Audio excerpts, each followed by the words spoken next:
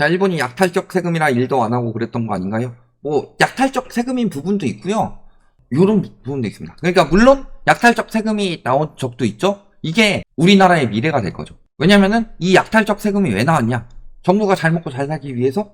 정부만 엄청나게 부자 되기 위해서? 그게 아니라 정부가 해야 될 일은 여러 가지가 있지만 그 중에 하나가 복지죠. 그럼 복지에 대해서 금액을 쓰는데 이게 어디 복지로도 많이 쓰인다? 노인복지. 이 사람들 다 굶어 죽게 둘 수는 없잖아요. 일본 놈들이 우리나라 풍습인 것처럼 해놓고서 지네 풍습을 우리나라 풍습인 것처럼 소문낸 게 있죠. 그게 뭐예요? 고려장. 우리나라는 고려장이란 풍습이 없어요.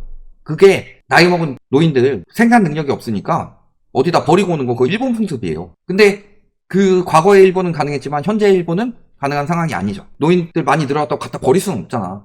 그러니까 요 노인 복지에 돈을 써야 되는데 문제는 노인은 늘어나는데 세금 낼 수요는 줄어들죠. 그래서 일본도 버블 붕괴 시기를 보면요. 버블 붕괴 시기 때 생산 가능 인구가 줄어들기 시작합니다. 근데 노인 인구는 계속 늘어나죠. 거기다 일본인들이 또 좀 장수하는 스타일이야. 그러니까 고령화율이 굉장히 심해지고 그러니까 쓸 돈은 많은데 낼 사람들은 적으니까 내는 사람들한테 더 많이 거둘 수밖에 없는 상황이 된 거다. 그러니까 약탈적 세금이 나온 거다. 물론 요 문제도 있습니다. 그런데 그 부분도 생각을 하셔야 되죠.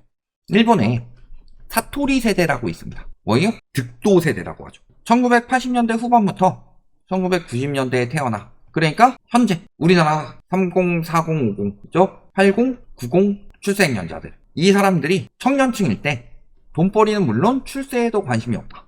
그래서 사토리, 득도라는 뜻이지만 엄밀하게 말하면요. 이건 깨달음 득도보다는 우리나라 말로 더 어울리는 말 물론 한자어지만 더 어울리는 말은 해탈이다. 해탈. 해탈한 세대들이다. 그래서 일본의 잃어버린 20년 이후 장기 불황 속에서 성장해서 내가 노력을 하더라도 그만큼의 그 피드백이 오지 않는 거죠. 그러니까 세금을 많이 걷는다고 해서 사람들이 일을 안 하고 돈을 안 벌려고 하진 않아요. 우리나라도 잘 생각해 봅시다. 문재인 정부에서 진행했던 정책들 볼게요. 뭐예요? 다주택자, 취득세, 보유세, 보유세에는 이제 재산세랑 종부세가 들어가죠. 그 다음에 양도세 강화. 그러면은 약탈적 세금이란 표현을 우리나라도 많이 썼어요. 특히 양도세 증가에 대해서 약탈적이라고 많이 표현을 썼죠. 근데 약탈적 세금인 양도세를 부과했을 때 다주택자들이 집을 샀느냐 안 샀느냐? 샀어요. 언제까지 샀어요? 고점에 가까워. 2019년 이전까지는 열심히 샀다. 그러니까 약탈적 세금이라고 하더라도 사는 거죠. 예를 들어서 내가 당장에 현재 연봉이 5천이에요. 연봉 5천인데 이 중에서 세금으로 한 500만 원 정도 가져간다.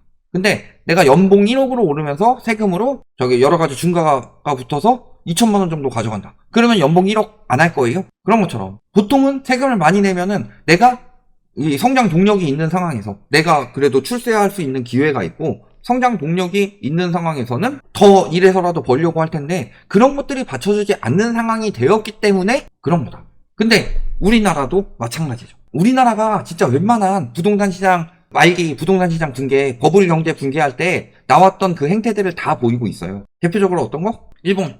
이제 부동산 가격 올라가면서 막 포기했던 사람들, 세대들이 나오는 거.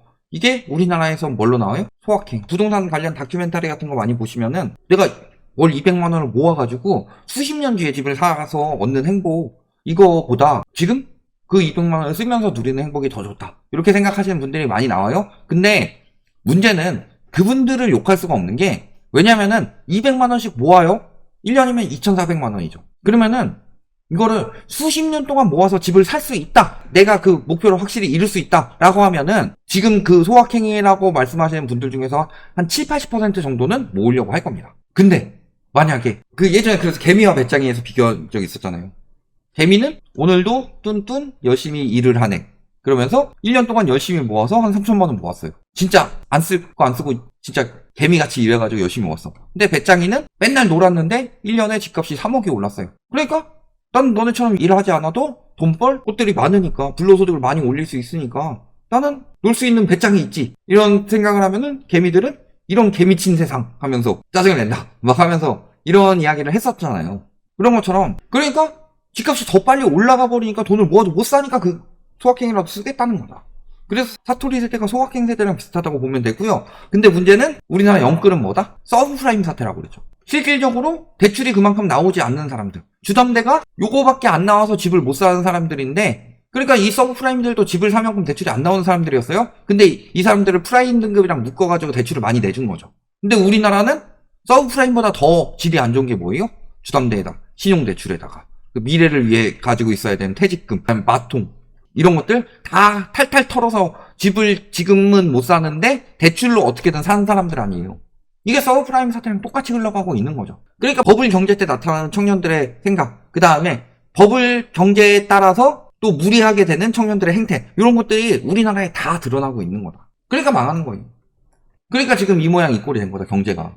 그러니까 청년층들이 원래 주소비층이 돼야 돼요? 지금 물론 그들 나름대로의 또 팍팍한 삶이 있었겠지만 베이비 부모 세대 때가 20대 30대 때 경제 소비를 통해서 기여를 한 부분이랑 현재 우리나라 청년층들이 부어라 마셔라 쓰는 사람들 말고 그래도 미래를 대비하면서 소비를 하는 풍토랑 보면 전혀 차원이 다르다. 그러니까 청년층들이 저기 기득권들이 다 이미 가지고 있는데 우리는 노력해서 안 된다. 예전엔 개천에서 용 났는데 요즘에는 개천에 있는 용들은 다 이미 날아버렸고 이제 개천에는 지렁이밖에 없는 거예요. 그럼 지렁이라도 지렁이는 2층이고 먹고 살 그런 상황이 나와야 되는 거고, 지렁이가 그래도 좀 더 발전돼서 뱀 되고 이무기까지는 올라갈 수 있어야 되는데 그냥 밟혀 죽는 상황밖에 안 되니까 난 평생 지렁이로 살아야 되겠구나. 내가 가지고 있는 그 잠재성은 용까지 갈 수도 있는데 용까지 가지 못하도록 개천을 막아버린 거야, 싹 다. 그 막은 그 지하 세계에서 살 수밖에 없는 청년들이에요. 그러니까 우리나라 지금 청년들이 사토리 세대랑 비슷해지든가 아니면은 과잉 욕심을 통해서 도박처럼 투자를 하는 거예요. 왜? 그거 아니면 방법이 없으니까. 그래서 일본이 그냥 약탈적 세금이라서 일을 안 했다라기보다는 어떤 상황이냐면은 일을 해도 미래가 없으니까 그런 거예요. 물론 세금 문제도 크죠. 그러니까 그런 게 있잖아요. 내가 월급을 벌면은 허가요가 있어요. 허가요, 하트, 허가요. 우리나라 글 하나 올려놔서 허가요, 크크, 허가요. 이런 것들 있잖아요. 근데 월급님이 로그인 하셨습니다 했는데 허가요 하고 있는데 여기서 세금이나 이자 같은 것들을 우리가 비소비 지출이라고 하죠. 근데 세금은 좀 광범위하게 들어가는데 이 비소비 지출이 늘어나니까 내 인생이 업그레이드가 될 수가 없는 거야. 우리나라는 이자도 있고 지금 물가로 인해서 일단은 카드 긁어놓고 신용카드 사용하는 게 빚이 아니라고 생각하는 사람들도 굉장히 많아요.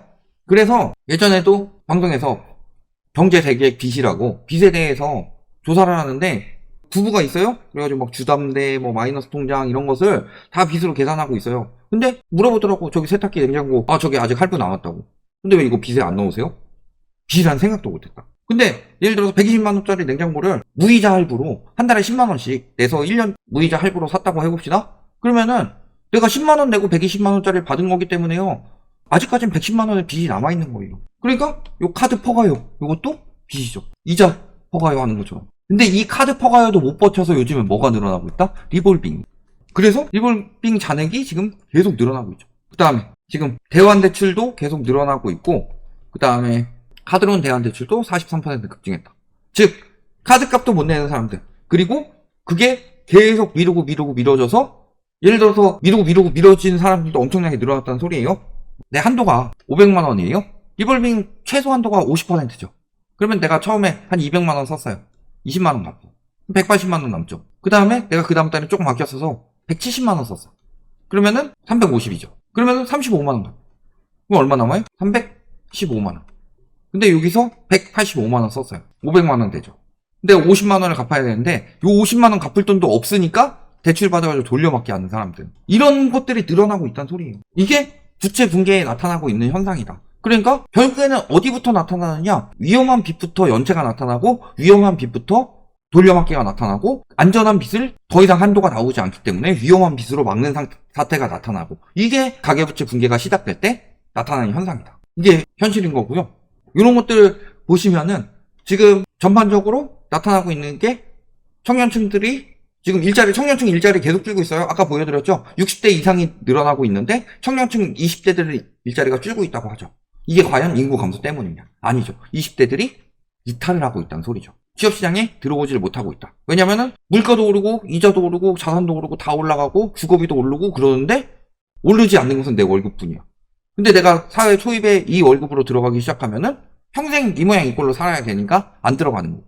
그러니까 포기하는 사람들이 늘어나고, 그러니까 부모 세대들 등골이 빠지는 거고, 그러니까 60대 이상 근로자들이 늘어나는 거고, 가뜩이나 너무 빈곤한데. 이 악순환이 계속 펼쳐지고 있어요? 그러니까 일본의 잃어버린 30년, 지금 우리나라 확실한 가계부채 디레버리징과 그 다음에 부동산 정상화가 되지 않으면 우리나라 일본 잃어버린 30년 이상 갈 거다. 이 이야기를 괜히 하는 게 아니에요. 그리고 그때 나타났던 현상들이 문재인 정부 때 막 규제할 때 다 나타나고 있어서 문재인 정부에서 규제를 한 거고, 다만 이제 코로나 터지면서 DSR 적용은 늦었고, DSR 적용이 늦은 것이 문재인 정부 가장 큰 실책이에요. DSR 적용이 늦었고 코로나 터지면서 금리 내려가서 대출 잔뜩 늘려놔서 더 미뤄졌을 뿐인 거지. 이런 것들 보시면은 앞으로 어떤 일들이 벌어지느냐. 부채 붕괴뿐만이 아니라 청년층의 심리. 일본처럼 일 안 하려는 청년층들이 많이 늘어나고 있어요. 캥거루족이 많이 늘어났다고 하죠. 일본도 캥거루족이 많이 늘어났었고. 근데 일본의 단점과 미국의 단점을 동시에 가지고 있다. 우리나라 현재 상황이. 일본은 그때는 바젤 1 시행됐으니까 그렇게까지 엄격하진 않았는데, 우리나라는 글로벌 금융이 터질 때 미국에서 했던 짓을 똑같이 하고 있다. 청년층들이 일본이랑 똑같은 상황이 나오고 있었는데. 이런 부분까지 전반적으로 보시면요. 부동산이 문제가 아니고 앞으로 불로소득 대비로 근로소득에 대한 합리적인 무언가가 생겨나지 않는다면, 그게 비합리적으로 나타나게 된다면 장기적인 경기 침체를 맞을 수밖에 없다. 똑같이 흘러가고 있으니까. 여기까지 말씀드리겠습니다.